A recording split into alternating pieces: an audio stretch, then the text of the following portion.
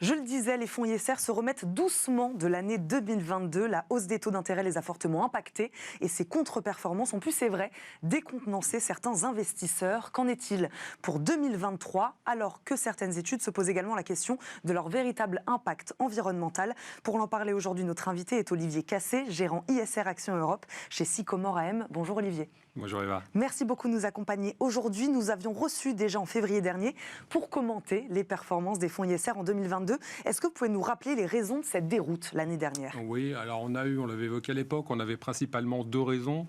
D'une part, on avait un point de vue sectoriel. C'est vrai que dans un marché qui avait baissé en Europe d'une dizaine de pourcents, on avait des secteurs comme la défense qui avait pris une cinquantaine de pourcents, l'énergie qui avait pris entre 35 et 40%, et le tabac qui avait pris entre 20 et 30%. Donc là, on est sur des secteurs qui ne sont pas ou très peu représentés dans les fonds ISR, donc ça expliquait une partie de la sous-performance des fonds ISR.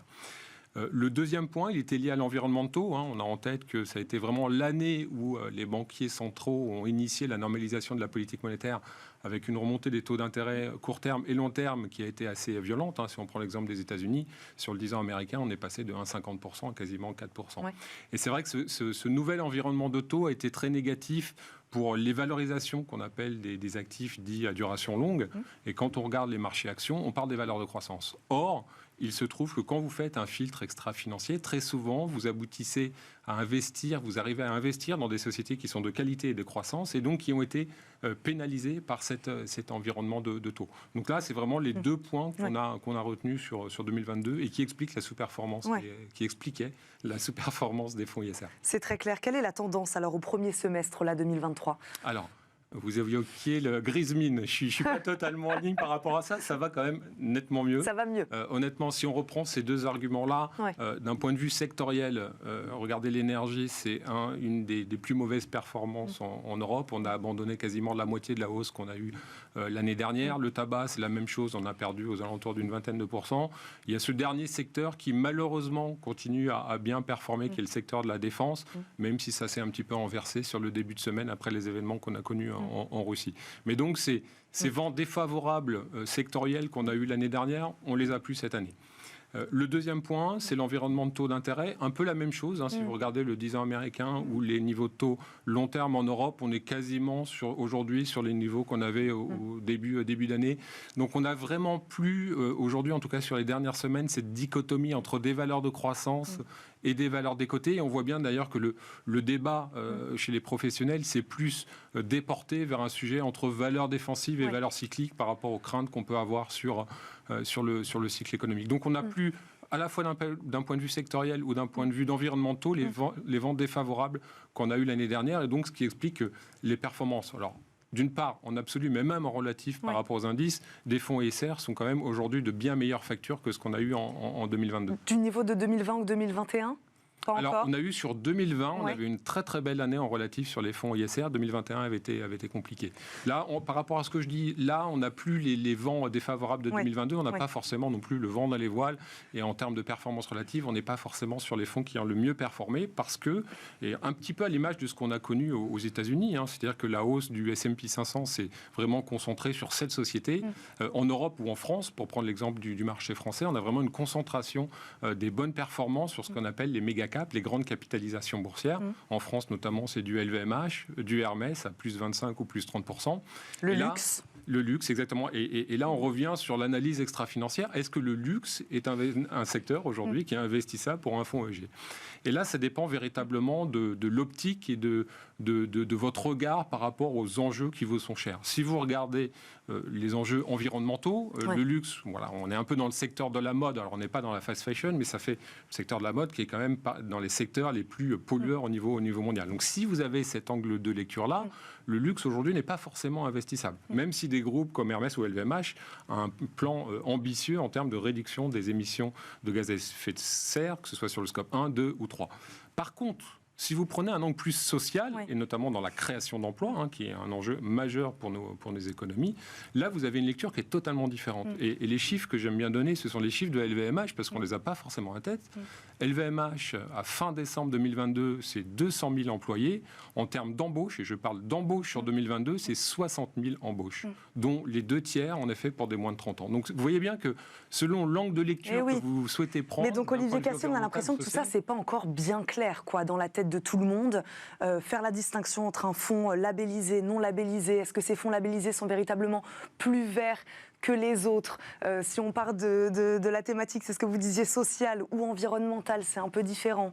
Oui, mais là une nouvelle fois, on n'échappe pas au débat de nos sociétés. C'est pareil dans votre alimentation. Est-ce qu'il faut mieux manger du bio? Est-ce qu'il faut être sur du label rouge? Est-ce qu'il faut être sur du local? Vous voyez bien qu'encore une fois, ça dépend les approches. Et nous, ce qu'on retient côté Sycomore, c'est qu'en tout cas, et ça, c'est le côté positif du développement de l'ISR sur les dernières années, on voit bien que les investisseurs veulent toujours, en effet, de la performance, mais ne sont pas prêts à faire de la performance à tous les prix. Et donc, on a des enjeux qui sont sur le dessus de la pile, qui sont des enjeux importants pour nos enfants et nos petits-enfants. Donc, ça va encore une fois dans le bon sens. Tout n'est pas parfait. La gestion ISR ne performe pas bien tous les ans, mais encore une fois, je trouve que ça va plutôt dans le bon sens. Parce que c'est ce que je disais tout à l'heure, comment vous expliquez que la grande majorité des fonds d'investissement ont massivement investi dans les énergies fossiles en 2022, des fonds ISR également? Alors, ça dépend les fonds ISR, encore une fois. Par exemple, pour vous citer un fonds que je gère, qui est le fonds Sycomore Sélection Responsable, on a notamment un label ISR en Autriche qui nous interdit d'investir dans l'énergie fossile. Donc, on n'est absolument pas positionné sur ce type de secteur-là. Après, on peut avoir très bien une politique, et c'est le cas chez Sycomore Asset Management, où on accepte d'aller investir sur ces acteurs du pétrole et du gaz à partir du moment où on a un plan d'investissement crédible et marqué sur le développement des énergies renouvelables. Donc encore une fois, on ne demande pas de changer totalement au groupe du jour au lendemain, mais c'est vraiment d'accompagner ces entreprises dans la transition. Et être investisseur responsable, c'est peut-être ça aussi, c'est accepter d'aller investir ponctuellement dans ces énergies-là, dans ces secteurs-là, à partir du moment où on a la conviction que ces entreprises sont en train de faire cette transition. Se prévenir du greenwashing, en fait. Faire attention. Encore une fois, là aussi, je pense que ce soit du financier, l'extra-financier, le risque zéro n'existe jamais. Mais en effet, en tout cas, chez Sycomore, on met les moyens pour ça. On a des équipes d'analystes extra-financiers qui travaillent là-dessus.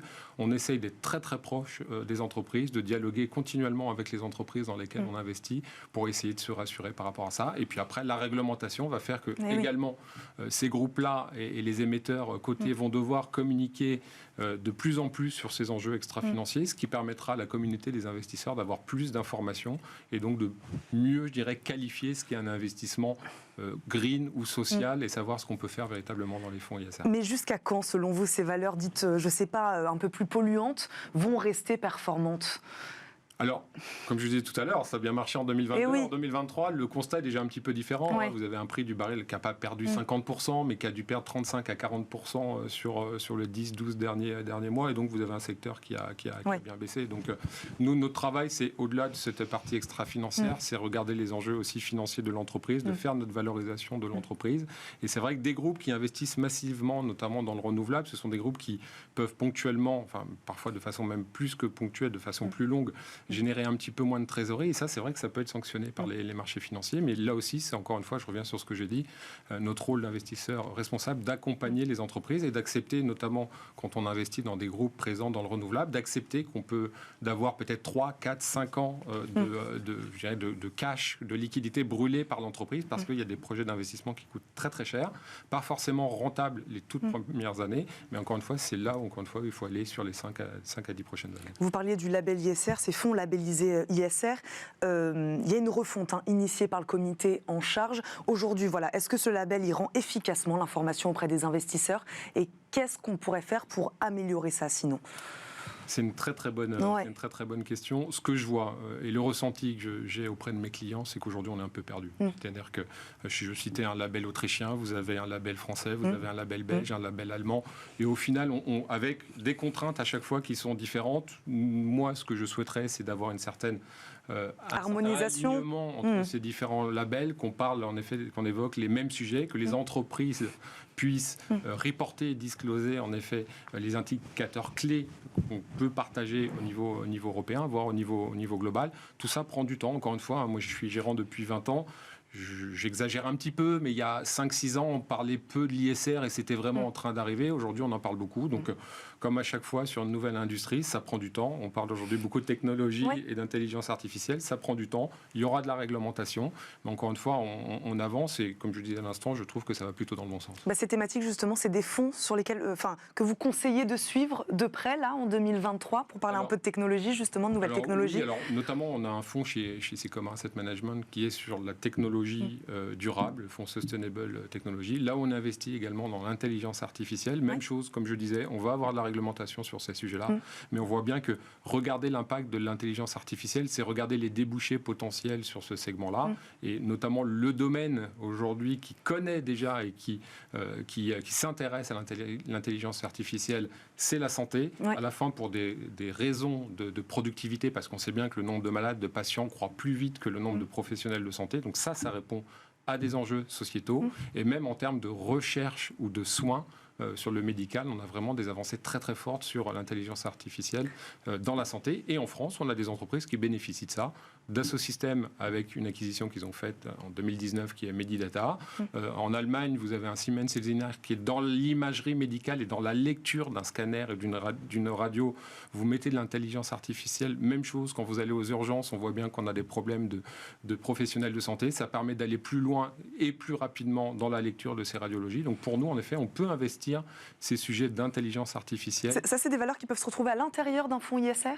Exactement, tout à fait. Oui, les deux valeurs que je cite sont à nos yeux éligibles à des fonds ISR. Et pour, en effet, plus globalement, l'intelligence artificielle, comme je disais, on a un fonds qui a très très bien marché sur le début de l'année chez Sycomore, qui est positionné sur cette thématique-là, et même sur des fonds un petit peu plus généralistes. En effet, on peut aller investir sur le secteur, on ne l'a pas évoqué en introduction, sur le secteur de la technologie, qui a été quand même un des très bons performeurs depuis le début de l'année, et notamment depuis les publications de Nvidia aux États-Unis à la fin du mois de mai. On a eu vraiment une envolée de l'ensemble des valeurs qui se rapprochent je dirais de près ou de loin au segment de l'intelligence artificielle. Et en Europe, on a des acteurs qui sont positionnés là-dessus, qui vont bénéficier de cette tendance-là. On a en tête notamment ASML aux Pays-Bas, qui est la première pondération des indices comme l'Eurostoxx, qui a des très très belles perspectives de croissance de moyen long terme.